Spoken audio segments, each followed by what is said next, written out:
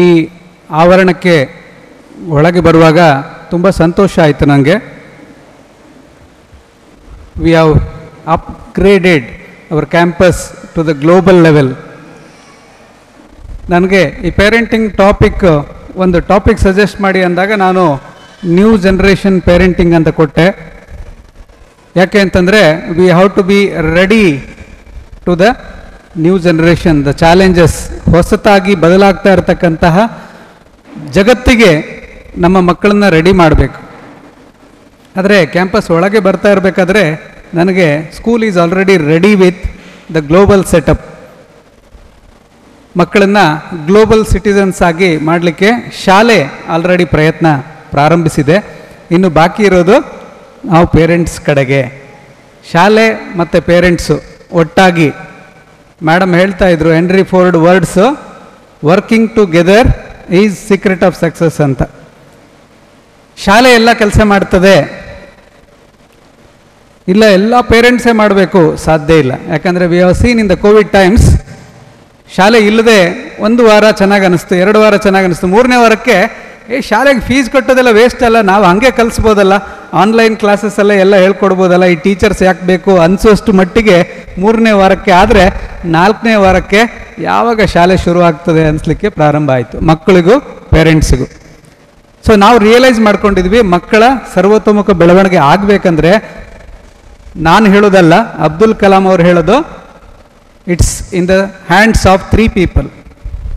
ಒಂದು ಅಪ್ಪ, ಒಂದು ಅಮ್ಮ ಮತ್ತು ಒಂದು ಟೀಚರ್. ನಮ್ಮ ಮಕ್ಕಳು ಬೆಳವಣಿಗೆ ಆಗಬೇಕು, ಆ ಮೂಲಕ ಈ ದೇಶದ ಅಭಿವೃದ್ಧಿ ಆಗಬೇಕು ಅಂತ ನಾವು ಅಂದ್ಕೊಳ್ತೇವೆ. ನಮ್ಮ ಮಕ್ಕಳ ಭವಿಷ್ಯ ಇರೋದು ಯಾರೋ ಲೀಡರ್ಸ್ ಕೈಯಲ್ಲಿ, ಅಥವಾ ಯಾರೋ ಪೊಲಿಟಿಷಿಯನ್ಸ್ ಕೈಯಲ್ಲಿ, ಅಥವಾ ಇನ್ಯಾರೋ ಬ್ಯೂರೋಕ್ರಾಟ್ಸ್ ಕೈಯಲ್ಲಿ ಅಂತ ಅಂದ್ಕೊಳ್ತೇವೆ. ಇಲ್ಲ, ಈ ದೇಶದ ಅಭಿವೃದ್ಧಿ ಇರೋದು ನಿಮ್ಮ ಕೈಯಲ್ಲಿ. ಯಾಕಂದರೆ ಈ ದೇಶಕ್ಕೆ ಬೇಕಾಗ್ತಾ ಇರ್ತಕ್ಕಂಥ ಮುಖ್ಯ ಅಧಿಕಾರಿಗಳು, ಮುಖ್ಯ ನೇತಾರರು, ಮುಖ್ಯ ಸೈಂಟಿಸ್ಟು ಅವರೆಲ್ಲ ನಿಮ್ಮ ಮನೆಯಲ್ಲಿ ತಯಾರಾಗ್ತಾ ಇದ್ದಾರೆ. ಇದನ್ನು ನೀವು ಇವತ್ತಿಂದ ಜಾಗ್ರತೆ ಮಾಡಿಕೊಂಡ್ರೆ, I am raising a scientist in my house, ನನ್ನ ಮನೆಯಲ್ಲಿ ಒಬ್ಬ ವಿಜ್ಞಾನಿ ಬೆಳೀತಾ ಇದ್ದಾನೆ, ನನ್ನ ಮನೆಯಲ್ಲಿ ಈ ದೇಶಕ್ಕೆ ಬೇಕಾಗುವ ಮುಂದಿನ ನಾಯಕ ಬೆಳೀತಾ ಇದ್ದಾನೆ ಅಂತ ನೀವು ಅಂದ್ಕೊಂಡ್ರೆ you are doing new generation parenting. ಇವನು ಉದ್ಧಾರ ಆಗಲ್ಲ, ಇವನು ಮುಖ ನೋಡಿದರೆ ಪ್ರಯೋಜನ ಇಲ್ಲ, ಇವನಿಷ್ಟೇ ನಮ್ಮ ಮನೆಗೆ ಇರೋಕ್ಕೆ ಲಾಯಕ್ಕಷ್ಟೇ, ಇವನು ಏನಾದ್ರು ಮಾಡ್ಕೊಂಡು ಒಂದು 10th ಪಾಸ್ ಆದರೆ ಸಾಕಷ್ಟೇ ಅಂತ ನೀವು ಡಿಸೈಡ್ ಮಾಡ್ತೀರಾ, ನಿಮ್ಮ ಮಕ್ಕಳ ಭವಿಷ್ಯ ಅಷ್ಟೇ ಇರ್ತದೆ. ನನಗೆ ಟಾಕ್ ಇದೆ, 12 ಗಂಟೆಗೆ ನಾನು ಆಸ್ಪತ್ರೆಗೆ ಹೋಗಬೇಕು, ಸಾಯಂಕಾಲ ನಾನು ಮನೆಗೆ ಹೋಗಬೇಕು, ಅದರ ಜೊತೆಗೆ ಇವತ್ತಿನ ಸಾಯಂಕಾಲದ ಭಾಗ ನನ್ನ ಮಕ್ಕಳ ಜೊತೆಗೆ ಕಳೆಯೋದು ಫಿಕ್ಸ್ ಆಗಬೇಕು. ಈ ಭಾನುವಾರ ನಾವು ಮದುವೆ ಫಂಕ್ಷನಿಗೆ ಹೋಗಬೇಕು, ಈ ಭಾನುವಾರ ನಾವು ಸಿನಿಮಾಕ್ಕೆ ಹೋಗಬೇಕು, ಫಿಕ್ಸ್ ಆಗಿದೆಯಲ್ವಾ.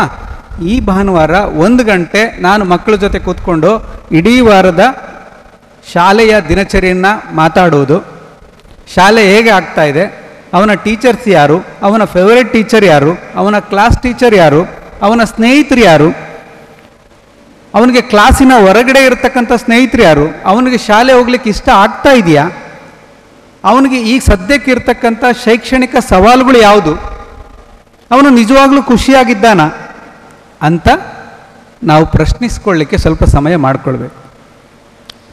ಎಷ್ಟೋ ಸಲ ಏನಾಗುತ್ತೆ, ನಮ್ಮ ಮಕ್ಕಳು ಯಾವ ಕ್ಲಾಸಲ್ಲಿದ್ದಾರೆ ಕನ್ಫ್ಯೂಷನ್ ನಮಗೆ. ಇವತ್ತು ಮಕ್ಕಳು ಎಕ್ಸಾಮಿಗೆ ಹೊರಟಿದ್ದಾರೆ, ಯಾವ ಎಕ್ಸಾಮು ಗೊತ್ತಿಲ್ಲ ನಮಗೆ. ಮಕ್ಕಳು ಮನೇಲಿ ಓದ್ಕೊಳ್ಳಿ ಹೇಳ್ತೇವೆ, ನಾಳೆ ಯಾವುದಕ್ಕೆ ಓದ್ಕೊಳ್ಬೇಕು, ಎಷ್ಟು ಓದಬೇಕು, ಅವನು ಓದಿದ್ದು ಅವನಿಗೆ ಇಷ್ಟ ಆಗ್ತಾ ಇದೆಯಾ, ಇದನ್ನೆಲ್ಲ ಪ್ರಶ್ನಿಸ್ಕೊಳ್ಳುವಂತಹ ಕೆಲಸ ನಾವು ಮಾಡ್ತಾ ಇಲ್ಲ. ಮುಂಚೆಗಿಂತ ಈಗ ಹೆಚ್ಚು ಅಗತ್ಯ ಇದೆ. ಒಂದು ಸಂತೋಷದ ವಿಚಾರ ನಾನು ನಿಮಗೆ ಹೇಳ್ತೇನೆ, ಒಂದು 10-20 ವರ್ಷಗಳ ಹಿಂದೆಗಿಂತ ಈಗ ಮಕ್ಕಳಿಗೆ ನಾವು ಕಾಳಜಿ ಮಾಡುವಂಥದ್ದು, ಮಕ್ಕಳ ಬಗ್ಗೆ ಸಮಯ ಕೊಡ್ತಾ ಇರ್ತಕ್ಕಂಥದ್ದು ಹೆಚ್ಚಾಗಿದೆ. ಸಂತೋಷದ ವಿಚಾರ ಅದು, ಯಾರನ್ನು ದೂರ್ತಾ ಇಲ್ಲ ನಾನು. ಮುಂಚೆ ಒಂದೊಂದು ಮನೆಯಲ್ಲಿ ಮಿನಿಮಮ್ 6 ಮಕ್ಕಳು, 12 ಮಕ್ಕಳು, 10 ಮಕ್ಕಳು ಇರುವಾಗ ಎಲ್ಲರ ಬೇಕು ಬೇಡಗಳನ್ನು ತಂದೆ ತಾಯಿಗಳು ನೇರವಾಗಿ ನೋಡ್ಕೊಳ್ಳಿಕ್ಕೆ ಆಗ್ತಾ ಇರಲಿಲ್ಲ. ಇವತ್ತಿನ ದಿನ ತಂದೆ ತಾಯಿಗಳು ಮಕ್ಕಳ ಬೇಕು ಬೇಡಗಳನ್ನು ನೋಡ್ಕೊಳ್ಳಿಕ್ಕೆ ಸಾಧ್ಯ ಆಗ್ತಾ ಇದೆ, ಅದು ಒಂದು ಸಂತೋಷದ ವಿಚಾರ. ಆದರೆ ಈ ಬೇಕು ಬೇಡಗಳಲ್ಲಿ 2 ವಿಧ ಇದೆ. ಒಂದು ದೈಹಿಕ ಬೇಡಿಕೆಗಳು, ದೈಹಿಕ ಬೇಡಿಕೆಗಳು ಅವ್ರಿಗೆ ಒಳ್ಳೆ ಸ್ಕೂಲಿಗೆ ಸೇರಿಸ್ತೇವೆ, ಅವರಿಗೆ ಬ್ಯಾಗ್ ತಂದು ಕೊಡ್ತೇವೆ, ಒಳ್ಳೆ ಶೂ ತಂದು ಕೊಡ್ತೇವೆ, ಅವಳಿಗೆ ಹಾಕ್ಕೊಳ್ಳೋಕೆ ಒಳ್ಳೆ ಡ್ರೆಸ್ ತಂದು ಕೊಡ್ತೇವೆ, ವಾಟರ್ ಬಾಟಲ್ ತಂದು ಕೊಡ್ತೇವೆ. ಎಲ್ಲರ ಮನೇಲಿ ಎಕ್ಸಸ್ ಎಲ್ಲ ಫಿಸಿಕಲ್ ನೀಡ್ಸ್ ಅಲ್ವಾ. ಮನೆಗೆ ಬರೋರೆಲ್ಲ ಟಾಯ್ಸ್ ತಂದು ಕೊಡ್ತಾರೆ, ಮನೆ ಬರೋರೆಲ್ಲ ಇಷ್ಟು ದೊಡ್ಡ ದೊಡ್ಡ ಚಾಕ್ಲೇಟ್ಸ್ ತಂದು ಕೊಡ್ತಾರೆ, ಮನೇಲಿ ಫ್ರಿಡ್ಜ್ ಇದೆ, ತಿಂಡಿ ಇದೆ. ಇದೆಲ್ಲ ದೈಹಿಕ ಬೇಡಿಕೆಗಳು. ಈ ದೈಹಿಕ ಬೇಡಿಕೆಗಳಿಗೆ ಇವತ್ತಿನ ದಿನದಲ್ಲಿ ಕೊರತೆ ಇಲ್ಲ. ಯಾಕೆಂದರೆ ಯಾರ ಮನೆಯಲ್ಲೂ ಆ ಕಿತ್ತು ತಿನ್ನುವ ಬಡತನ ಇವತ್ತಿಲ್ಲ.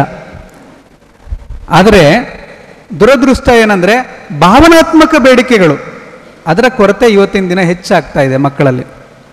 ಭಾವನಾತ್ಮಕ ಬೇಡಿಕೆಗಳು ಅಂತಂದರೆ ಮಕ್ಕಳಿಗೆ ನನ್ನನ್ನು ಯಾರೋ ಪ್ರೀತಿಸಬೇಕು, ನನ್ನನ್ನು ಯಾರೋ ಬೆನ್ನು ತಟ್ಟಬೇಕು, ನನಗೆ ಯಾರೋ ತಲೆ ಸವರಿ ಮಾತಾಡಿಸ್ಬೇಕು, ನಾನಿವತ್ತು ಒಂದು ಎಸ್ಸೆ ರೈಟಿಂಗ್ ಕಾಂಪಿಟೇಷನಲ್ಲಿ ಗೆದ್ದು ಬಂದಿದ್ದೀನಿ, ನನ್ನ ಮನೇಲಿ ಯಾರು ಅದ್ರ ಬಗ್ಗೆ ಎನ್ಕ್ವೈರಿ ಮಾಡ್ತಾ ಇಲ್ಲ, ನನಗಿವತ್ತು ಸ್ಕೂಲ್ ಡೇ ಇದೆ, ನನ್ನ ಪೇರೆಂಟ್ಸ್ ಬಂದು ನನ್ನ ಡಾನ್ಸ್ ನೋಡಬೇಕು, ಯಾರೂ ಬಂದಿಲ್ಲ, ನನಗೆ PTA ಮೀಟಿಂಗಿಗೆ ನನ್ನ ಪೇರೆಂಟ್ಸ್ ಬಂದು ನನ್ನ ಟೀಚರ್ಸ್ ಜೊತೆಗೆ ಮಾತಾಡಿ ನನಗೆ ಸಂತೋಷ, ಆದರೆ ನನ್ನ ಅಪ್ಪ ಅಮ್ಮ ಶಾಲೆ ಕಡೆ ಬರೋದೇ ಇಲ್ಲ. ನಾನು ಶಾಲೆಯಲ್ಲಿ ನನ್ನ ಹೆಸರನ್ನು ನೋಟಿಸ್ ಬೋರ್ಡಲ್ಲಿ ಬರೆದಿದ್ದಾರೆ, ಈಸ್ ಗುಡ್ ಸ್ಟೂಡೆಂಟ್ ಅಂತೇಳಿ, ಅದನ್ನು ನನ್ನ ತಂದೆ ತಾಯಿಗಳು ಬಂದು ನೋಡಬೇಕಿತ್ತು, ಹೊಗಳಬೇಕಿತ್ತು. ಆ ರೀತಿಯ ಭಾವನಾತ್ಮಕ ಬೇಡಿಕೆಗಳು ಸ್ವಲ್ಪ ನೆಗ್ಲೆಕ್ಟ್ ಆಗ್ತಾ ಇದೆ. ಹಿಂದೆ ಆಗ್ತಾ ಇರಲಿಲ್ವಾ? ಇತ್ತು, ಹಿಂದೆನೂ ಆ ಸಮಸ್ಯೆ ಇತ್ತು. ಆದರೆ ಮನೆಯಲ್ಲಿ ಅಪ್ಪ ಅಮ್ಮ ಅಜ್ಜ ಅಜ್ಜಿ ದೊಡ್ಡಪ್ಪ ದೊಡ್ಡಮ್ಮ ಚಿಕ್ಕಮ್ಮ ಚಿಕ್ಕಪ್ಪ ಯಾರೋ ಒಬ್ರು ಅದನ್ನು ಗುರುಸ್ತಾ ಇದ್ರು. ಯಾರು ಇಲ್ಲಿದ್ರು ಮನೆ ಕೆಲಸದಾಳುಗಳಿಗಾದರೂ ನಮ್ಮ ಬಗ್ಗೆ ಅಭಿಮಾನ ಇರ್ತಿತ್ತು, ನಮ್ಮ ನಿಜ ಕೌಶಲ್ಯಗಳು ಅವ್ರಿಗಾದರೂ ಗೊತ್ತಿರ್ತಿತ್ತು. ಇವತ್ತಿನ ದಿನ ಏನಾಗ್ತದೆ, ಮನೆಯಲ್ಲಿರೋದು ಅಪ್ಪ ಅಮ್ಮ ಒಂದು ಮಗು, ಅವರಿಬ್ಬರು ತುಂಬ ಬ್ಯುಸಿ ಆಗಿಬಿಟ್ರು. ಇವತ್ತಿನ ನ್ಯೂ ಜನ್ರೇಷನಲ್ಲಿ ಏನಾಗಿದೆ, ಇಬ್ಬರು ಅಪ್ಪ ಅಮ್ಮ ಕೆಲಸ ಮಾಡ್ತಾ ಇದ್ದಾರೆ. ಇನ್ನೂ ಬ್ಯಾಡ್ ಲಕ್ ಇದ್ದರೆ ಒಬ್ಬ ಪೇರೆಂಟು ದೂರ ಎಲ್ಲೋ ಕೆಲಸ ಮಾಡ್ತಾ ಇದ್ದಾರೆ, ಬೆಂಗಳೂರಲ್ಲೋ ದುಬೈಯಲ್ಲೋ ಇನ್ನಲ್ಲೋ. ನೇರವಾಗಿ ಮನೆಯಲ್ಲಿ ಒಂದೇ ಪೇರೆಂಟ್, ಸಿಂಗಲ್ ಪೇರೆಂಟಿಂಗ್ ಆಗ್ತಾ ಇದೆ. ಅಮ್ಮ ಅಥವಾ ಅಪ್ಪ ಯಾರೋ ಒಬ್ಬರು ಮನೆಯಲ್ಲಿದ್ದಾರೆ. ಇವತ್ತು ಆ ನ್ಯೂಕ್ಲಿಯರ್ ಫ್ಯಾಮಿಲೀಸ್ ಹೆಚ್ಚಾಗ್ತಾ ಇದೆ, ಸಿಂಗಲ್ ಪೇರೆಂಟ್ ಜಾಸ್ತಿ ಆಗ್ತಾ ಇದೆ. Whether we like it or not, ನಮಗೆ ಗುಂಪು ಮನೆಗಳಲ್ಲಿ ಇರೋದು ಇಷ್ಟ ಇಲ್ಲ. ಅಜ್ಜ ಅಜ್ಜಿಯ ಗುಂಪಿನ ಜೊತೆಗೆ ಮಕ್ಕಳು ಬೆಳೀತಾ ಇಲ್ಲ. ಅದರ ಪರಿಣಾಮವಾಗಿ ಎಲ್ಲ ಎಮೋಷ್ನಲ್ ಇಡ್ಸ್ಕೊಟ್ರೆ ತಂದೆ ತಾಯಿ ಕೊಡಬೇಕು, ಇಲ್ದಿದ್ರೆ ಯಾರೂ ಇಲ್ಲ, ಹಾಗಾಗ್ಬಿಟ್ಟಿದೆ. ಸೊ ಇದನ್ನು ನಾವು ಗಮನಿಸ್ಕೊಂಡ್ರೆ ನಮ್ಮ ಮೇಲೆ ಏನು ಜವಾಬ್ದಾರಿ ಇದೆ? ಕೇವಲ ಅಮ್ಮನ ರೋಲ್ ಮಾತ್ರ ನನ್ನ ಮೇಲಿಲ್ಲ. ಅಜ್ಜಿಯ ವಾತ್ಸಲ್ಯ ನಾನೇ ಕೊಡಬೇಕು, ಅತ್ತೆಯ ಪ್ರೀತಿ ನಾನೇ ಕೊಡಬೇಕು, ಮಾವನ ಕಾಳಜಿ ನಾನೇ ಮಾಡಬೇಕು, ಚಿಕ್ಕಪ್ಪನ ಗೈಡೆನ್ಸ್ ನಾನೇ ಕೊಡಬೇಕು. ಯಾಕೆಂದರೆ ನನಗೆ ತುಂಬು ಕುಟುಂಬದಲ್ಲಿ ಇರೋದು ಇಷ್ಟ ಇಲ್ಲ. ತುಂಬು ಕುಟುಂಬದಲ್ಲಿ ನಾನು ಇದ್ದರೆ ಆಟೋಮೆಟಿಕ್ ಎಲ್ಲರ ಪಾತ್ರ ಮಗುಗೆ ಸಿಗ್ತಾ ಇತ್ತು. ಒಂದು ಗಾದೆ ಮಾತಿದೆ, ಏನಂದರೆ it requires a village to raise a child ಅಂತ. ಒಂದು ಮಗು ಬೆಳೆದು ದೊಡ್ಡವರಾಗಿದ್ದಾರಂದರೆ, ಇವತ್ತು ಪ್ರಕಾಶ್ ಚಂದ್ರ ಶೆಟ್ಟಿ ಸರ್ ಅವರು ಇಂಥ ದೊಡ್ಡ ಸಂಸ್ಥೆಯನ್ನು ಕಟ್ಟಿದ್ದಾರಂದರೆ ಅವರ ವ್ಯಕ್ತಿತ್ವ ನಿರ್ಮಾಣದಲ್ಲಿ ಕೇವಲ ಅವರ ತಂದೆ ತಾಯಿ ಪಾತ್ರ ಇಲ್ಲ, ಅವರ ಶಾಲೆಯ ಟೀಚರ್ಸು, ಅವರ ವಿಲೇಜ್ ಹೆಲ್ತ್ ಗೈಡ್ಸು, ಅವರ ವಿಲೇಜಿನ ಮುಖ್ಯಸ್ಥರು, ಅವರ ಭೇಟಿ ಮಾಡ್ತಾ ಇದ್ದಂತಹ ದೇವಸ್ಥಾನದ ಆಚಾರ್ಯರು, ಅವರು ಅಂಗಡಿಗೆ ಹೋಗ್ತಾ ಇದ್ದಂತಹ ಆ ಅಂಗಡಿಗಳ ಮುಖ್ಯಸ್ಥರು, ಎಲ್ಲರಿಂದ ಒಂದೊಂದು ವಿಚಾರ ಕಲಿತು ಅವರು ಇವತ್ತು ಆ ಮಟ್ಟಕ್ಕೆ ಬೆಳೆದಿರ್ತಾರೆ. ಆದರೆ ಇವತ್ತಿನ ದಿನ ಏನಾಗ್ತಿದೆ, ನಾವು ಕೇವಲ ಮನೇಲಿ ಅಪ್ಪ ಅಮ್ಮ ಇಬ್ಬರೇ ಇದ್ದು ಮಕ್ಕಳು ಎಲ್ಲ ಕೌಶಲ್ಯಗಳನ್ನು ಕಲಿಬೇಕು ಅಂತ ಎಕ್ಸ್ಪೆಕ್ಟ್ ಮಾಡ್ತಾ ಇದ್ವಿ. ಅದು ಆಗೋದಿಲ್ಲ. ಆಗಬೇಕಾದ್ರೆ ನಾವು ಒಂದು ಸಣ್ಣ ಪುಟ್ಟ ತ್ಯಾಗಗಳನ್ನು ಮಾಡಬೇಕು. ಅಪ್ಪ ಅಮ್ಮ ಆಗಿ ನಾವು ಸಣ್ಣ ಪುಟ್ಟ ತ್ಯಾಗಗಳು ಮಾಡಬೇಕು. ಸಣ್ಣ ಪುಟ್ಟ ತ್ಯಾಗಗಳಲ್ಲಿ ಬರೋದು, ಮೊದಲನೇ ಲಿಸ್ಟಲ್ಲಿ ಬರೋದು ಏನಂದರೆ, ನಾವು ನಮ್ಮ ಸಮಯವನ್ನು ಮೀಸಲಿಡಬೇಕು ಮಕ್ಕಳಿಗೆ. ಈ ಮಕ್ಕಳಿಗೆ ಕೊಡುವ ಸಮಯ ಅಂತಂದರೆ ಅದು ನೀವು ಬ್ಯಾಂಕಲ್ಲಿ ದುಡ್ಡು ಡೆಪಾಸಿಟ್ ಮಾಡ್ದಂಗೆ. ನೀವು ಎಷ್ಟು ಡೆಪಾಸಿಟ್ ಮಾಡ್ತೀರಾ ಅದು ವಿತ್ ಬಡ್ಡಿ ನಿಮಗೆ ತೆಗೆಯುವಾಗ ಸಿಗ್ತದೆ ನಿಮ್ಮ ಇಳಿ ವಯಸ್ಸಿನಲ್ಲಿ. ನಾನು ಹಾಕಿದ್ದೇ ಕಡಿಮೆ, ನನಗೆ ರಿಟರ್ನ್ಸ್ ಬರೋದು ಡೌಟು. ಇವತ್ತು ಎಲ್ಲರಿಗೂ ಒಂದು ಕಂಪ್ಲೇಂಟ್ ಇದೆ, ಈಗಿನ ಮಕ್ಕಳೆಲ್ಲ ತಂದೆ ತಾಯಿಗಳನ್ನ ನೋಡ್ಕೊಳ್ಳೋದಿಲ್ಲ, ಇಳಿ ವಯಸ್ಸಲ್ಲಿ ಕಾಳಜಿ ಮಾಡೋದಿಲ್ಲ, ಅಪ್ಪ ಅಮ್ಮನ್ನೆಲ್ಲ ವೃದ್ಧಾಶ್ರಮಕ್ಕೆ ಅಟ್ಟಿಬಿಡ್ತಾರೆ. ಇಲ್ಲ, ಎಲ್ಲೂ ಏನೂ ಆಗೋದಿಲ್ಲ, ನಿಮ್ಮ ಡೆಪಾಸಿಟ್ಸ್ ಚೆನ್ನಾಗಿರ್ಬೇಕಷ್ಟೆ. ನೀವೇನು ಸರಿ ಹೀಗೆ ಹೇಳ್ತೀರಿ, ನಾವೆಲ್ಲ ಕಷ್ಟಪಟ್ಟು ಕೆಲಸ ಮಾಡೋದೇ ಮಕ್ಕಳಿಗೋಸ್ಕರ ಅಲ್ಲ.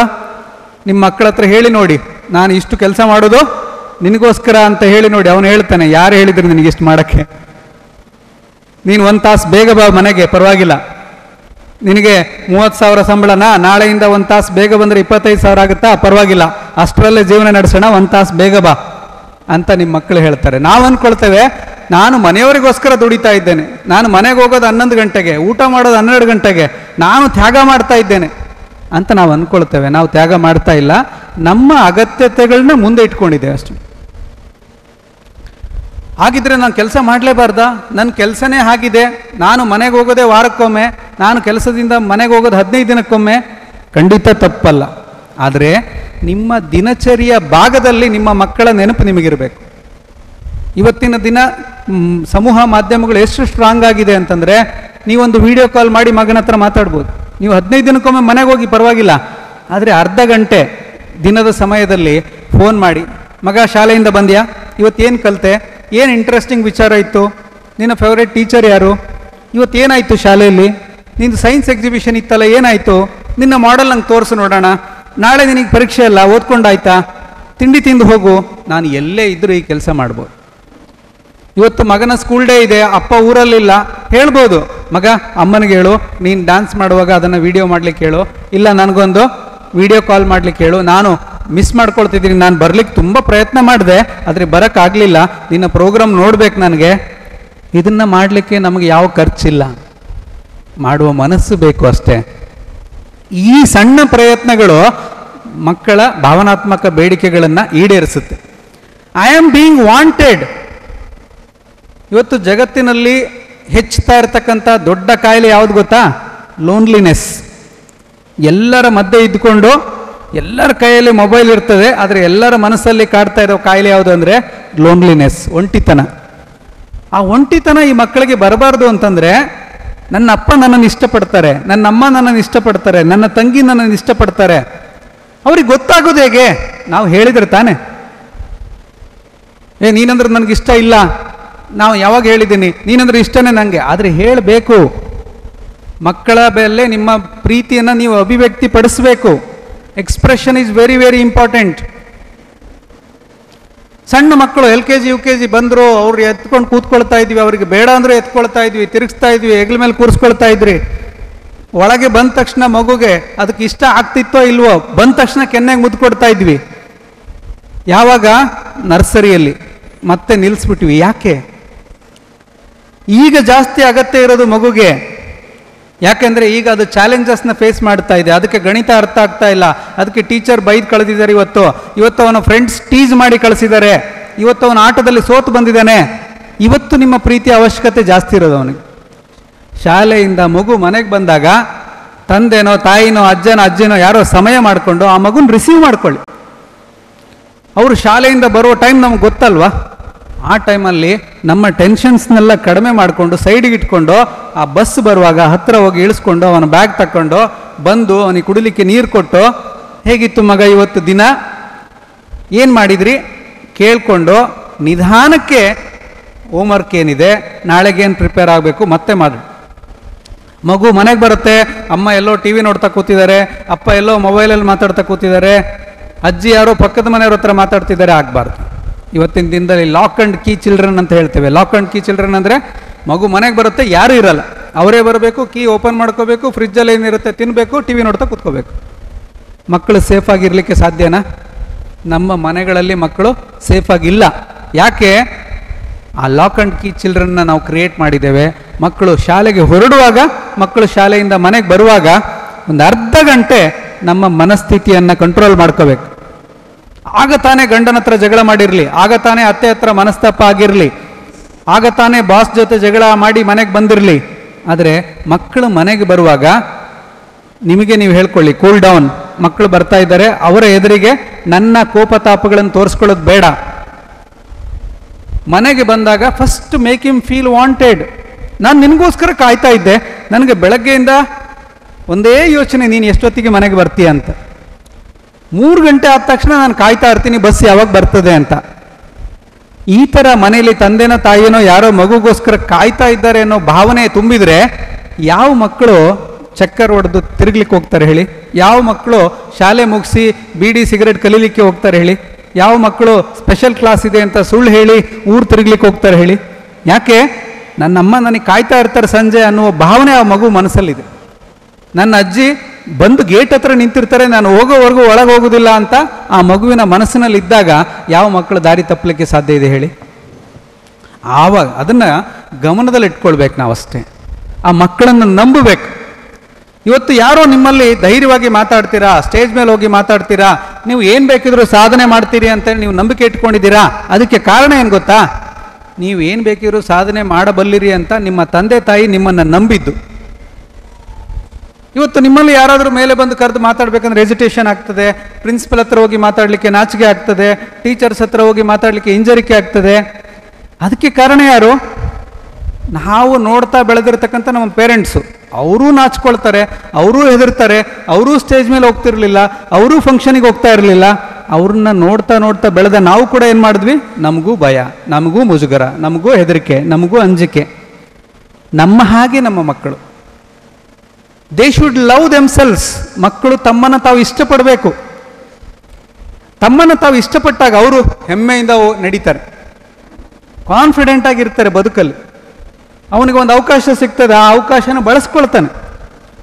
ಆದರೆ ಪ್ರತಿದಿನ ನಿನ್ನ ಮುಖ ನೋಡ್ಕೊ, ನಿನ್ನ ರೂಮ್ ನೋಡ್ಕೊ, ನಿನ್ನ ಹ್ಯಾಂಡ್ ರೈಟಿಂಗ್ ನೋಡಿ ಹೇಗಿದೆ, ನಿನ್ನ ಬ್ಯಾಗ್ ನೋಡಿ ಹೇಗೆ ಇಟ್ಕೊಂಡಿದ್ಯಾ, ನಿನ್ನ ರೂಮ್ ಹೇಗೆ ಇಟ್ಕೊಂಡಿದ್ಯಾ, ಹೆಜ್ಜೆ ಹೆಜ್ಜೆ ಹೆಜ್ಜೆ ಹೆಜ್ಜೆಗೂ ಅವರನ್ನು ಕರೆಕ್ಟ್ ಮಾಡ್ತಾ ಇದ್ರೆ ಅವರ ಆತ್ಮವಿಶ್ವಾಸಕ್ಕೆ ಒಗ್ಗಿ ಬಿಡ್ತದೆ.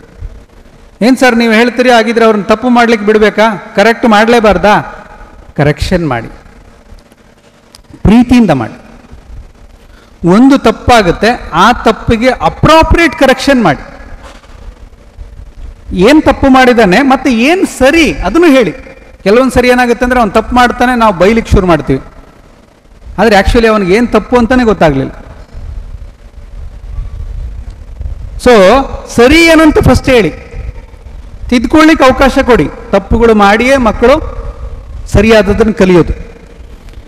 ಸಣ್ಣ ತಪ್ಪು ನೋಡಿ, ಇವತ್ತು ಅವನು ಅಲ್ಲಿ ಟೇಬಲ್ ಮೇಲೆ ಗ್ಲಾಸ್ ನೀರನ್ನು ಇಟ್ಟಿದ್ದನ್ನು ಬೀಳಿಸ್ಬಿಟ್ಟ. ನಾವೇನು ಬೈಬೇಕು? ಅಲ್ಲ ಪುಟ್ಟ, ಗ್ಲಾಸ್ ನೀರಿತ್ತು, ಗ್ಲಾಸ್ ಒಡೆದೋಯ್ತಲ್ಲ, ಇನ್ನೊಂದು ಸರಿ ನೋಡುವಾಗ ಜಾಗ್ರತೆಯಿಂದ ಓಡಾಡು. ಇಲ್ಲ, ಗ್ಲಾಸ್ ಆ ತುದಿಗೆ ಇಡಬಾರ್ದು, ಗೊತ್ತಾಯ್ತಲ್ಲ. ಇನ್ನು ಯಾವಾಗಾದರೂ ಓಡಾಡುವ ಕಡೆ ವಾಟರ್ ಗ್ಲಾಸ್ನ ಇಡಬೇಡ, ನೀನು ಕುಡಿದು ನೀರು ವಾಪಸ್ ಇಟ್ಟು ಬಾ, ಆಯ್ತಾ? ಅಲ್ಲಿಗೆ ಮುಗೀತು. ಇನ್ನು ಲೈಫಲ್ಲಿ ಅವನು ಗ್ಲಾಸನ್ನು ಕುಡಿದು ಅರ್ಧದಲ್ಲಿ ಅಲ್ಲೇ ಟೇಬಲ್ ಮೇಲೆ ಇಟ್ಕೊಳ್ಳಲ್ಲ. ನಾವೇನು ಮಾಡ್ತೀವಿ? ಗ್ಲಾಸ್ ನೀರು ಬಿತ್ತಾ, ಬೀಳಿಸ್ತೀಯಾ? ನಂಗೆ ಗೊತ್ತಿತ್ತು ನೀನು ಬೀಳಿಸ್ತೀಯ ಅಂತ. ಗೊತ್ತಿದ್ರೆ ಯಾಕೆ ತೆಗೆದಿಡಲಿಲ್ಲ? ಕಣ್ಣೇನು ತಲೆ ಮೇಲೆ ಇಟ್ಕೊಂಡಿದೀಯಾ? ನಿನಗೆ ಜವಾಬ್ದಾರಿನೇ ಇಲ್ಲ. ನಿನ್ನೆ ನೋಡಿದರೆ ಅಲ್ಲಿ ಸ್ಕೂಲಿಂದ ಕಂಪ್ಲೇಂಟ್ಸ್ ಬಂದಿದ್ದು, ಮೊನ್ನೆ ತಂಗಿಗೆ ಹೊಡೆದಿದ್ದಾನೆ, ಮೊನ್ನೆ ಆಚೆ ಪಕ್ಕದ ಮನೆಯವ್ರ ಜಗಳ, ಇಲ್ಲಿ ಬಿದ್ದದ್ದು ಗ್ಲಾಸಿನ ನೀರು. ನಾನೇನು ಮಾಡಿದೆ? ಒಂದು ವಾರದ್ದು ಕಂಪ್ಲೇಂಟ್ಸ್ ಎಲ್ಲ ಲಿಸ್ಟ್ ಮಾಡ್ಕೊಂಡು, it is not relevant, it is not appropriate, it is not appropriate.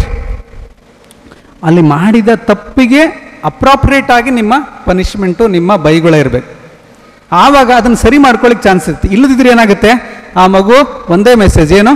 ನಾನು ಸರಿ ಇರಲಿಕ್ಕಿಲ್ಲ, ಅದಕ್ಕೆ ನನ್ನಮ್ಮ ನನಗೆ ಬೈಯೋದು, ನಾನು ಒಳ್ಳೆ ಮಗ ಅಲ್ಲ, ಅದಕ್ಕೆ ನನ್ನ ಅಪ್ಪ ನನ್ನನ್ನು ಇಷ್ಟಪಡೋದಿಲ್ಲ, I am good for nothing ಅಂತ ನಂಬುತ್ತೆ ಆ ಮಗು. ಅವನಿಗೆ ಸ್ಪೀಚ್ ಕಾಂಪಿಟೇಷನ್ಗೆ ಹೆಸರು ಕೊಡು ಕೇಳ್ತಾರೆ, ಅವನು ಕೊಡಲ್ಲ. ಅವನು ಹ್ಯಾಂಡ್ ರೈಟಿಂಗ್ ಕಾಂಪಿಟೇಷನ್ಗೆ ಹೆಸರು ಕೊಡು, ಅವನು ಕೊಡಲ್ಲ. ಯಾಕೆ? ಈ believes is good for nothing. ಯಾರು ಅದನ್ನು ಹೇಳ್ಕೊಟ್ಟಿದ್ದೋ ಇದು you are good for nothing ಅಂತ? ಅಪ್ಪ ಅಮ್ಮ ಹೇಳಿದ್ದು. ಅದನ್ನು ನಾವು ಗಮನದಲ್ಲಿ ಇಟ್ಕೊಳ್ಬೇಕು. ಇನ್ನು ಸಿಂಪಲ್ ಆಗಿ ಸರ್, ಮಕ್ಕಳನ್ನು ಹೆಂಗೆ ನೋಡ್ಕೊಳ್ಬೇಕು? ನಮಗೆ ಜಾಸ್ತಿ ಹೊತ್ತು ಹೇಳಬೇಡಿ, ಒಂದೇ ಲೈನಲ್ಲಿ ಹೇಳಿ, ನೆನ್ಪಿಟ್ಕೊಳ್ಳಿಕ್ಕೆ ಆಗೋದಿಲ್ಲ ಅಂದರೆ ನಾನು ಹೇಳ್ತೇನೆ. ನಿಮ್ಮ ಮನೆಗೆ ಯಾರಾದರೂ ಗೆಸ್ಟ್ ಬಂದಿದ್ದಾರೆ, ಅವರು ಮಕ್ಕಳನ್ನು ಹೇಗೆ ನೋಡ್ಕೊಳ್ತೀರಿ? ನಿಮ್ಮ ಮನೆಗೆ ರಜಕ್ಕೆ 2 ದಿನ ನಿಮ್ಮ ತಂಗಿ ಬಾಂಬೆಯಿಂದ ಬಂದಿದ್ದಾರೆ, 2 ದಿನ ಇರ್ತಾರೆ, ಅವ್ರ ಮಕ್ಕಳನ್ನ ಹೇಗೆ ನೋಡ್ಕೊಳ್ತೀರಿ? ಆ ಪುಟ್ಟ ಮಗು ಎದ್ದಿತ್ತು ಬೆಳಗ್ಗೆ, ಅಯ್ಯೋ ಇಷ್ಟು ಬೇಗ ಎದ್ದುಬಿಟ್ಯಾ, ಮಲಗಬೇಕಿತ್ತು, ಈಗ 8 ಗಂಟೆ ಅಷ್ಟೇ. ಅಲ್ಲಿ ನಮ್ಮ ಮಗ 7 ಗಂಟೆಗೆ ಎದ್ದರೆ ಬೆಳಗ್ಗೆ ರಾಮಾಯಣ ಆಗ್ತಾ ಇರ್ತದೆ, ಕುರುಕ್ಷೇತ್ರ ಆಗಿರ್ತದೆ. ಅವನು ಎದ್ದು ಬಂದ, ಆಂಟಿ ನಂಗೆ ಚಾ ಕೊಡ್ತೀರಾ? ಚಾ ಕೊಡ್ತೀನಿ ನೀವು. ಮಗನಿಗಾದರೆ ಬ್ರಷ್ ಮಾಡಿದ್ಯಾ? ಬಂದುಬಿಟ್ಟ, ಕುಡಿಯೋಕ್ಕೆ ತಿನ್ನಕ್ಕೆ ಅಂದರೆ ಫಸ್ಟು ಅವನಿಗೆ ಕೊಟ್ಟೆ, ಅವನು ಗ್ಲಾಸ್ ಬೀಳಿಸ್ದ, ಇರ್ಲಿ ಬಿಡು ಪುಟ್ಟ, ನಾನೇ ಅಲ್ಲಿಟ್ಟಿದ್ದು, ನಂದೇ ತಪ್ಪು. ಅವರಮ್ಮ ಅವನಿಗೆ ಬೈತಿದ್ರೆ ಅಡ್ಡ ಹೋಗ್ತೀವಿ, ಇರ್ಲಿ ಬಿಡಿ, ಯಾಕೆ ಬೈತೀಯ, ಸಣ್ಣ ಮಗು ಅಲ್ಲ ಅಂತ. ಅಲ್ಲಿ ಕೂತ್ಕೊಂಡು ನಮ್ಮ ಮಗು ನೋಡ್ತಾ ಇರುತ್ತೆ, ಒಬ್ಬ ಅಮ್ಮನಿಗೇನು ತಾಳ್ಮೆ ಮರೆ ಅಂತ. ಯಾರ್ದೋ ಮಕ್ಕಳನ್ನು ಅಷ್ಟು ಚೆನ್ನಾಗಿ ನೋಡ್ಕೊಳ್ತೀವಿ ನಾವು. ಈ ನಮ್ಮ ಮನೇಲಿ ಇರ್ತಕ್ಕಂಥ ಮಕ್ಕಳು, ಆ ದೇವರ ಮಕ್ಕಳು, ಕೆಲವು ವರ್ಷಗಳು ನಮ್ಮ ಮನೇಲಿ ಇರಲಿಕ್ಕೆ ಬಂದಿದ್ದಾರೆ. ಆಮೇಲೆ ನಾವು ರಿಕ್ವೆಸ್ಟ್ ಮಾಡಿದ್ರು ಇರುವುದಿಲ್ಲ ನಮ್ಮ ಮನೆಯಲ್ಲಿ. ಅವರು ಇರುವಷ್ಟು ದಿನ ಅವರನ್ನು ಚೆನ್ನಾಗಿ ನೋಡ್ಕೊಳ್ಳೋಣ, ಅವ್ರನ್ನ ಚೀ ತೂ ಅಂತ ಹೇಳಿ ನೋಡೋದು ಬೇಡ, ಅವ್ರನ್ನ ಹೊಡೆದು ಬಡ್ದು ನೋಡೋದು ಬೇಡ ಅಂತ ನಮ್ಮ ಮನಸ್ಸಲ್ಲಿ ಅಂದ್ಕೊಂಡ್ಬಿಟ್ರೆ, ನಾವು ಹೇಗೆ ಇನ್ನೊಬ್ಬರು ಮಕ್ಕಳನ್ನ ಮನೆಗೆ ಬಂದಾಗ 4 ದಿನ ಚೆನ್ನಾಗಿ ನೋಡ್ಕೊಳ್ತೇವೆ, ಈ ಮಕ್ಕಳು ಕೂಡ 4 ದಿನ ನಮ್ಮ ಮನೇಲಿ ಇರಲಿಕ್ಕೆ ಬಂದಿದ್ದಾರೆ ಅಂತ ತಿಳ್ಕೊಂಡ್ಬಿಟ್ರೆ ಅವ್ರ ಬಗ್ಗೆ ನಮಗೆ ರೆಸ್ಪೆಕ್ಟ್ ಬರ್ತದೆ, ಅವರ ಭಾವನೆಗಳ ಬಗ್ಗೆ ನಮಗೆ ಗೌರವ ಬರ್ತದೆ. We will listen to their viewpoint. ಅವನೇನೋ ಹೇಳಕ್ಕೆ ಬರ್ತಿದ್ದಾನೆ, ಏಯ್ ಬಾಯಿ ಮುಚ್ಕೋ, ದೊಡ್ಡವ್ರು ಮಾತಾಡುವಾಗ ಏನು ನಿಂದು ಇಲ್ಲ, ಏನು ಪುಟ ನೀನು ಹೇಳ್ತಾ ಇದೆಯಲ್ಲ, ಒಂದು ವಿಷಯ ನಾನು ಅಪ್ಪ ಮಾತಾಡಿ ಮುಗಿಸ್ಬಿಡ್ತೀವಿ, ಮತ್ತೆ ನೀನು ಹೇಳ್ತೀಯಾ, ಇದನ್ನು ಮುಗಿಸಿ ಮತ್ತೆ ನೀನು ಬಾ, ನಿಂದು ಕೇಳ್ತೀನಿ ಅಂತ ಅವನ ಭಾವನೆಗೂ ನಾವು ಬೆಲೆ ಕೊಡ್ತೀವಿ ಅನ್ನೋ ರೀತಿಯಲ್ಲಿ ನಾವು ಮಾತಾಡ್ಲಿಕ್ಕೆ ಹೋದಾಗ ಆ ಮಗುಗೆ ಏನು ಫೀಲ್ ಆಗುತ್ತಂದರೆ, ಈ ಮನೆಯಲ್ಲಿ ನಾನು ಇಂಪಾರ್ಟೆಂಟ್ ವ್ಯಕ್ತಿ. ಕೆಲವೊಂದು ಸರಿ ಹೇಳ್ತಿರ್ತಾರೆ ಮಕ್ಕಳು, ನಾವು ಕೇಳೋದೇ ಇಲ್ಲ. ಅಮ್ಮ ಫೋನ್ ಮಾಡು, ಅವ್ರು ಬಂದಿದ್ದಾರೆ ಇಲ್ಲ ಕೇಳು, ಮತ್ತೆ ಹೋದ್ರಾಯ್ತು, ಲಾಸ್ಟ್ ಟೈಮ್ ಹಿಂಗೆ ಹೋಗಿದ್ವಿ, ಅಲ್ಲಿ ಹೋಗಿ ವೆಯ್ಟ್ ಮಾಡಿದ್ವಿ ಅಂತ ಸುಮ್ಮನೆ ನಿನ್ಗೆ ಯಾಕೆ, ಅಲ್ಲಿ ಹೋದ್ಮೇಲೆ ಯಾರು ಬಂದಿರಲ್ಲ. ಆ ಮಗು ಹೇಳುತ್ತೆ, ನಾನು ಹೇಳಲಿಲ್ಲ, ಫೋನ್ ಮಾಡಿ ಕೇಳು ಯಾಕೆ ಹೋಗೋದು ಅಂತೇಳಿ. ಏನೋ ಬಿಡು, ಇದೊಂದು ಸರಿ ತಪ್ಪಾಯಿತು, ಈಗೇನು ದೊಡ್ಡ ವಿಷಯ, ನಮಗೆಲ್ಲ ಗೊತ್ತಾಗುತ್ತೆ, ನಾನು ಟೆನ್ಷನಲ್ಲಿ ಇರ್ತೀನಿ, 100 ಕೆಲಸ ಇರುತ್ತೆ. We justify ourself. ಮಗು ಮಾಡೋ ತಪ್ಪು ನಾನು ಮಾಡೋದು ಸರಿ ಅಂತ ಜಸ್ಟಿಫೈ ಮಾಡ್ಕೊಳ್ತೇವೆ. ಹಾಗೆ ಮಾಡಬೇಕಾಗಿಲ್ಲ.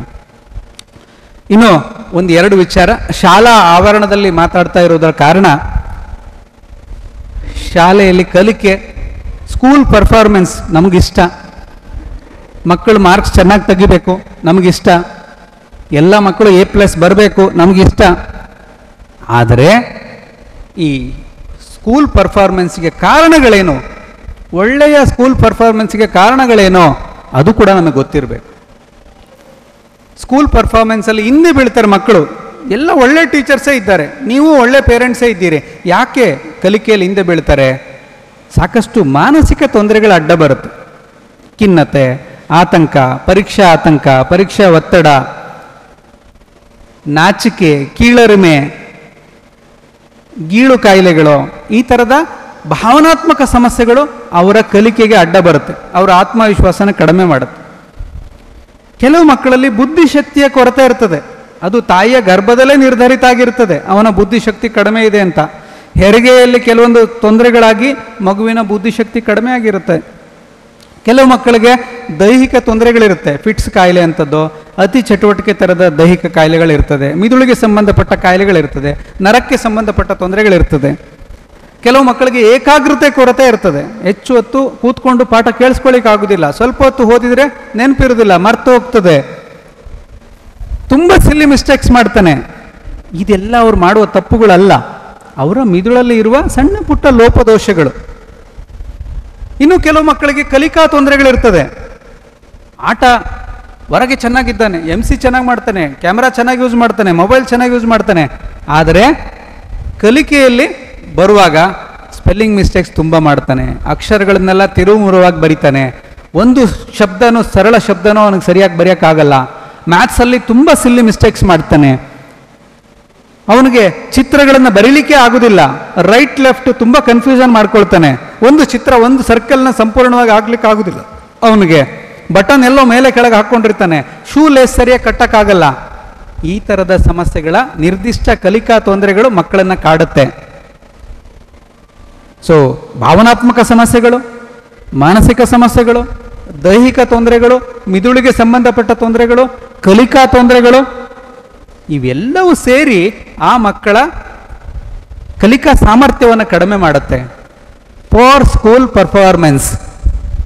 ಸೊ ಆಸ್ ಪೇರೆಂಟ್ಸ್, ನಿಮ್ಮ ಮಗು ಕಲಿತಾ ಇಲ್ಲ ಅಂದ ತಕ್ಷಣ ಹಾರಿ ಬೀಳೋದು ಬೇಡ. ಅವನಿಗೆ ಓದಕ್ಕೆ ಇಂಟ್ರೆಸ್ಟೇ ಇಲ್ಲ, ಅವನಿಗೆ ಕಲೀಲಿಕ್ಕೆ ಆಸಕ್ತಿನೇ ಇಲ್ಲ, ಅವನಿಗೆ ಟ್ಯೂಷನಿಗೆ ಹೋಗ್ಲಿಕ್ಕೆ ಆಸಕ್ತಿನೇ ಇಲ್ಲ, ಅದನ್ನು ಸೈಡಿಗಿಟ್ಟು ನೀವು ಯೋಚನೆ ಮಾಡಿ, ಯಾಕೆ ಕಲಿತಾ ಇಲ್ಲ ಮಗು, ಯಾಕೆ ಅವನಿಗೆ ಸ್ಪೆಲ್ಲಿಂಗ್ ಮಿಸ್ಟೇಕ್ಸ್ ಆಗ್ತಾ ಇದೆ, ಯಾಕೆ ಅವನಿಗೆ ಮ್ಯಾಥ್ಸಲ್ಲಿ ಫೇಲ್ ಆಗ್ತಾ ಇದ್ದಾನೆ, ಪೇರೆಂಟ್ ಆಗಿ ನಾನು ಹೇಗೆ ಸಹಾಯ ಮಾಡ್ಬೋದು ಅವನಿಗೆ? ಮಗ, ನೀನು A+ ಆದರೆ ನಾನು A+, ನೀನು ಈಗ B+ಗೆ ಬಂದಿದೆಯಾ ಅಂದರೆ ನಾನು B+ಗೆ ಬಂದಿದ್ದೇನೆ, ನೀನೀಗ C+ಗೆ ಬಂದಿದೆಯಾ ಅಂದರೆ ಆ್ಯಸ್ ಎ ಪೇರೆಂಟ್ ನಾನು ಕೂಡ C+ಗೆ ಬಂದಿದ್ದೇನೆ ಅಂತ ತೆಗೆದುಕೊಳ್ಳುವಂತಹ ಹಂಬಲ್ನೆಸ್ ನಿಮ್ಮಲ್ಲಿ ಬರಬೇಕು. ನೀನು ಬೇಜಾರಾಗಬೇಡ, ಇಬ್ಬರು ಕೂತು ಈ ಸರಿ ಹೇಗಾದರೂ ಮಾಡಿ ಪಾಸ್ ಮಾಡೋಣ ಅಂತ ಆ ಮಗುವಿಗೆ ಮೋರಲ್ ಸಪೋರ್ಟ್ ಪೇರೆಂಟ್ಸ್ ಕೊಡಬೇಕು. ಯಾವ ಮಕ್ಕಳಿಗೂ ಮಾರ್ಕ್ಸ್ ಕಡಿಮೆ ತೆಗಿಲಿಕ್ಕೆ ಇಷ್ಟ ಇಲ್ಲ, ಎಲ್ಲರಿಗೂ ಚೆನ್ನಾಗಿ ತೆಗಿಬೇಕಂತ ಆಸೆ. ಆದರೆ ಈ ರೀತಿಯ causes for poor school performance ಅವರನ್ನು ಹಿಂದೆ ಕರ್ಕೊಂಡು ಬರ್ತಾ ಇರುತ್ತೆ. ಹಾಗೆ ಪೇರೆಂಟ್ಸ್ ಆಗಿ ನಾವೇನು ಮಾಡಬೇಕು, ನಿನ್ನ ಜೊತೆಗೆ ನಾನಿದ್ದೇನೆ, ಕಾರಣಗಳು ತಿಳ್ಕೊಳ್ಳೋಣ, ನನಗೆ ಗೊತ್ತಿದ್ರೆ ನಾನು ಸಹಾಯ ಮಾಡ್ತೀನಿ, ಇಲ್ಲ ಇಬ್ಬರು ಹೋಗಿ ನಿಮ್ಮ ಟೀಚರ್ನ ಭೇಟಿ ಮಾಡೋಣ, ಎಲ್ಲಿ ತೊಂದರೆ ಆಗ್ತದೆ ಇವನಿಗೆ, ನಾನು ಏನು ಸಹಾಯ ಮಾಡಬೇಕು, ನಾನು ಕೂತ್ಕೊಂಡು ಹೇಳ್ಕೊಟ್ರೆ ಆಗುತ್ತಾ, ಎಕ್ಸ್ಟ್ರಾ ಕೋಚಿಂಗ್ ಬೇಕಾ, ವೈದ್ಯರ ಹತ್ರ ಕರ್ಕೊಂಡು ಹೋಗ್ಬೇಕಾ, ಕೌನ್ಸಿಲಿಂಗ್ ಅಗತ್ಯ ಇದೆಯಾ, ಇದನ್ನೆಲ್ಲದನ್ನು ಪೇರೆಂಟ್ ಆಗಿ ನಾವು ಆ ಮಗುವಿಗೆ ಸಹಾಯ ಮಾಡಬೇಕು. ಕೆಲವು ಸತ್ಯಗಳನ್ನು ಒಪ್ಕೊಳ್ಬೇಕು. ಈಗ ಮಗುವಿಗೆ ಬುದ್ಧಿಶಕ್ತಿಯ ಕೊರತೆ ಇದೆ, ಒಪ್ಕೊಳ್ಬೇಕು. ಮಗುವಿಗೆ ಫಿಟ್ಸ್ ಕಾಯಿಲೆ ಇದೆ, ಒಪ್ಕೊಳ್ಬೇಕು. ಎಲ್ಲ 5 ಬೆರಳುಗಳು ಒಂದೇ ರೀತಿ ಇರೋದಿಲ್ಲ, ಒಪ್ಕೊಳ್ಬೇಕು. ಅಲ್ಲ, ನನ್ನ ಮಗಳು ಚಿಕ್ಕವಳು, ಅದೇ ಶಾಲೆಗೆ ಹೋಗ್ತಾಳೆ, ಅವಳು ಯಾವಾಗ ಎಲ್ಲದರಲ್ಲೂ A+, ಇವನೇಕ್ ಹಿಂಗೆ, ಒಪ್ಕೊಳ್ಬೇಕು. ನಾವು ಎಲ್ಲರೂ ಒಂದೇ ರೀತಿ ಇರೋದಿಲ್ಲ, ಎಲ್ಲರ ಸಾಮರ್ಥ್ಯ ಬೇರೆ. ನಿಮ್ಮ ಮಗಳು 90% ತೆಗಿಯೋಳಿಗೆ ಇನ್ನೊಂದು ರೀತಿಯ ಸ್ಕಿಲ್ಸ್ ಇರೋದಿಲ್ಲ. ಅವಳಿಗೆ ಸ್ವಿಮ್ಮಿಂಗ್ ಅಂದರೆ ಭಯ, ಅವಳಿಗೆ ಬೈಕ್ ರೈಡಿಂಗ್ ಯಾವತ್ತೂ ಬರೋದಿಲ್ಲ. ಇವನು ಮರ ಹತ್ತಿ ತೆಂಗಿನಕಾಯಿ ಇಳಿಸ್ತಾನೆ 6ನೇ ಕ್ಲಾಸಿಗೆ. ಆ ಸ್ಕಿಲ್ ಎಲ್ಲರ ಹತ್ರ ಬರಲ್ಲ. ಸೊ ಎಲ್ಲ ಮಕ್ಕಳಲ್ಲಿ ವಿಶೇಷತೆಗಳಿರ್ತದೆ, ನ್ಯೂನ್ಯತೆಗಳು ಇರ್ತದೆ. ಅವನ್ನು ಒಪ್ಕೊಳ್ಳುವಂಥ ಮನಸ್ಥಿತಿ ನಮಗಿರಬೇಕು. ಪಕ್ಕದ ಮನೆ ಮಗುವನ್ನೇ ನಮಗೆ ಬುದ್ಧಿವಂತಾಗಿ ಕಾಣಿಸ್ತಾನೆ, ಆ ಮಗುವನ್ನೇ ಹೋಲಿಕೆ ಮಾಡೋದು ಬೇಡ. ಹೋಲಿಕೆ ಮಕ್ಕಳಿಗೆ ತುಂಬ ಕೆಟ್ಟ ಅನುಭವವನ್ನು ನೀಡುತ್ತದೆ. Don't compare your children with others. ನಿಮ್ಮ ಮಕ್ಕಳು ಅವರಲ್ಲಿರ್ತಕ್ಕಂಥ ವಿಶೇಷತೆ ಅವ್ರಿಗೆ ಇದ್ದೇ ಇರ್ತದೆ, ಅದನ್ನು ನಾವು ಹುಡುಕಿ ತೆಗಿಬೇಕಷ್ಟೇ. ಇವತ್ತು ಗೊತ್ತಾಗಿಲ್ಲ ಅಂದರೆ ಇನ್ನು 2 ವರ್ಷದ ನಂತರ ಗೊತ್ತಾಗ್ಬೋದು, ಇನ್ನು 10 ವರ್ಷದ ನಂತರ ಅವನ ವಿಶೇಷತೆ ಏನಂತ ನನಗೆ ಗೊತ್ತಾಗ್ಬೋದು. ಅಲ್ಲಿವರೆಗೂ ತಾಳ್ಮೆ ಬೇಕು, ಅಲ್ಲಿವರೆಗೂ ಆತಂಕ ಬೇಡ. ಮೊನ್ನೆ ಒಂದು ತಾಯಿ ಕರ್ಕೊಂಡು ಬಂದಿದ್ರು, ಅವನು ಇಂಜಿನಿಯರಿಂಗ್ ಮುಗಿಸ್ಕೊಂಡು MS ಓದಲಿಕ್ಕೆ ವಿದೇಶಕ್ಕೆ ಹೋಗಿದ್ದಾನೆ. ಈ ತಾಯಿಗೆ ಭಯ, ಇವನು ಏನಾದರೂ ಕೆಲಸ ತಗೊಳ್ತಾನೋ ಇಲ್ಲೋ, ಇವನು ಲೈಫಲ್ಲಿ ಉದ್ಧಾರ ಆಗ್ತಾನೋ ಇಲ್ಲೋ ಅಂತ. ನಾನು ಹೇಳಿದೆ, ಅಮ್ಮ ನಾನು ಹೋಗಲಿಲ್ಲ ಪೋಸ್ಟ್ ಗ್ರಾಜುಯೇಷನ್ ಮಾಡಲಿಕ್ಕೆ, ನನಗೆ ವಿದೇಶಕ್ಕೆ ಹೋಗಿ ಓದುವಂಥ ಆಲೋಚನೆ ಕೂಡ ಬರಲಿಲ್ಲ. ನಿನ್ನ ಮಗ ಹೋಗಿದ್ದಾನೆ, is really better than you and me, ನೀನು ಯಾಕೆ ಅವನ ಬಗ್ಗೆ ಆತಂಕ ಮಾಡ್ತಾ ಇದ್ದೀಯ ಅಂತ. ಸೊ ಅನಗತ್ಯ ಆತಂಕಗಳು ಮಾಡದೆ, ನಿಮ್ಮನ್ನು ನೀವು ನಂಬಿ, ನಾನು ಒಳ್ಳೆ ವ್ಯಕ್ತಿ ಅಂತ ನಂಬಿ, ನಿಮ್ಮ ಮಕ್ಕಳು ಕೂಡ ಒಳ್ಳೆಯವರಂತ ನಂಬಿ, ಶಾಲೆ ಜೊತೆಗೆ ಸಂಪರ್ಕ ಇಟ್ಕೊಳ್ಳಿ. ಸಾಧ್ಯವಾದರೆ ಆಗಾಗ್ಗೆ ಶಾಲೆಗೆ ಭೇಟಿ ಮಾಡಿ, ಟೀಚರ್ಸ್ ಜೊತೆಗೆ ಸಂಪರ್ಕ ಇಟ್ಕೊಳ್ಳಿ. ಯಾವುದೋ ಪೇರೆಂಟ್ ರೆಗ್ಯುಲರ್ ಆಗಿ ಬಂದು ಮಾತಾಡ್ತಿದ್ದಾನೆ ಅಂದಾಗ ಆ ಟೀಚರ್ ರೆಸ್ಪಾನ್ಸಿಬಿಲಿಟಿ ಜಾಸ್ತಿ ಆಗ್ತದೆ. ಈ ಮಗು ಬಗ್ಗೆ ನಾನು ಕಾಳಜಿ ವಹಿಸಬೇಕು, ಈ ಮಗು ಹೇಗಾದರೂ ಮಾಡಿ ಪಾಸ್ ಮಾಡುವಾಗೆ ನಾನು ಮಾಡಬೇಕು, ಯಾಕಂದರೆ ಅವರಮ್ಮ ತುಂಬ ಕಾಳಜಿ ಇಟ್ಕೊಂಡು ಬರ್ತಾರೆ, ನನ್ನ ಮೇಲೆ ನಂಬಿಕೆ ಇಟ್ಟಿದ್ದಾರೆ ಅಂತ ಆ ಟೀಚರ್ ರೆಸ್ಪಾನ್ಸಿಬಿಲಿಟಿ ಜಾಸ್ತಿ ಆಗ್ತದೆ. ಸೊ ಮತ್ತೊಮ್ಮೆ ಅಬ್ದುಲ್ ಕಲಾಂ ಮಾತುಗಳನ್ನ ನೆನಪಿಸಿ, ಈ ದೇಶದ ಅಭಿವೃದ್ಧಿ ನೋಡಿ ನಿಮ್ಮ ಮನೆಯದಲ್ಲ, ನಿಮ್ಮ ಮನೆಯದು ಮಾತ್ರ ಅಲ್ಲ, ಈ ದೇಶದ ಅಭಿವೃದ್ಧಿ ನಿಮ್ಮ ಕೈಯಲ್ಲಿದೆ ಅಂತ.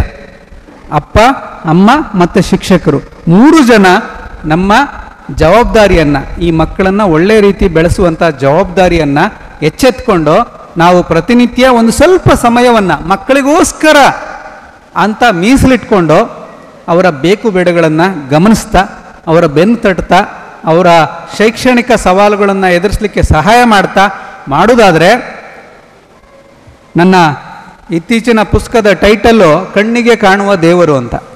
ಮಕ್ಕಳು ನಿಮ್ಮನ್ನು ದೇವರಾಗಿ ನೋಡಲಿಕ್ಕೆ ರೆಡಿ ಇದ್ದಾರೆ, ಆದರೆ ದೇವರಾಗಲಿಕ್ಕೆ ನೀವು ರೆಡಿ ಇದ್ದೀರಾ?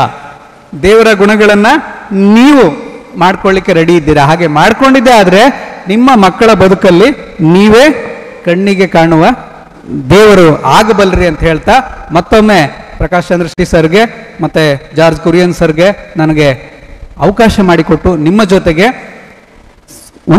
ಅರ್ಧ ಗಂಟೆ ಸಮಯ ಕಳೀಲಿಕ್ಕೆ ಅವಕಾಶ ಮಾಡಿಕೊಟ್ಟಿದ್ದಕ್ಕೆ ವಂದಿಸ್ತಾ ನನ್ನ ಮಾತುಗಳು ಮುಗಿಸ್ತೇನೆ. ಎಲ್ಲರಿಗೂ ಒಳ್ಳೆಯದಾಗಲಿ. Thank you sir.